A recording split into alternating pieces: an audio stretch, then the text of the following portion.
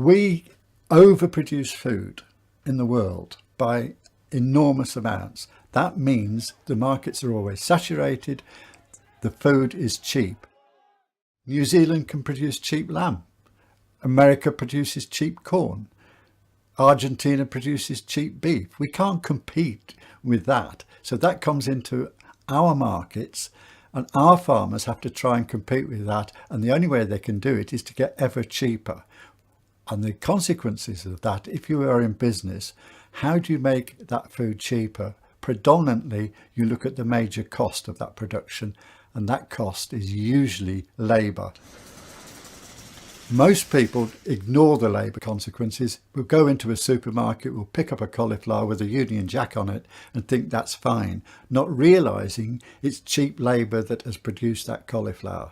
In particular, in the eastern side of the country, in the fields which I call the plantations, where we've got massive acres of monocultures picked predominantly by migrant workers. This is one of the issues that led to Brexit. We have moved towards Brexit, but people still seem to want to have migrant workers picking those crops. What I would argue is we need to be producing that food in a different way altogether, with properly paid workers working in conditions which are decent. Up till now, we have things called a CAP payments, the Common Agricultural Policy subsidies. This amounts to about £3 billion worth.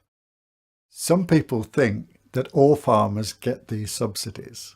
Unfortunately, not all get these subsidies. If you're a tenant farmer, then the landowner doesn't necessarily give that tenant farmer the £100 per acre. At the moment, all that money goes to landowners. And it goes to landowners for doing nothing.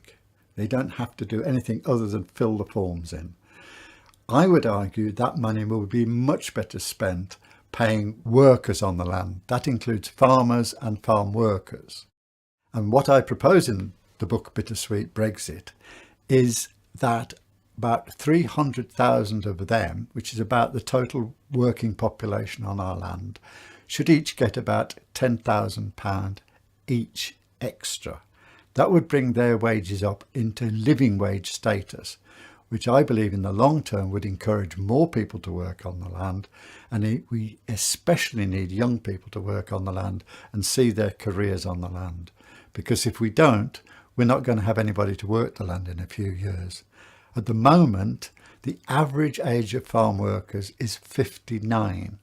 Well, you can imagine it, having a conversation in 10 years' time, they're not going to be there. So we need to be educating more people to come onto the land. Now, we don't have to come out of Europe in order to do that. Other countries in Europe don't use their subsidies in the same way. And the whole form of EU subsidies on CAP is being discussed at the moment. There's a consultation lasting about a year.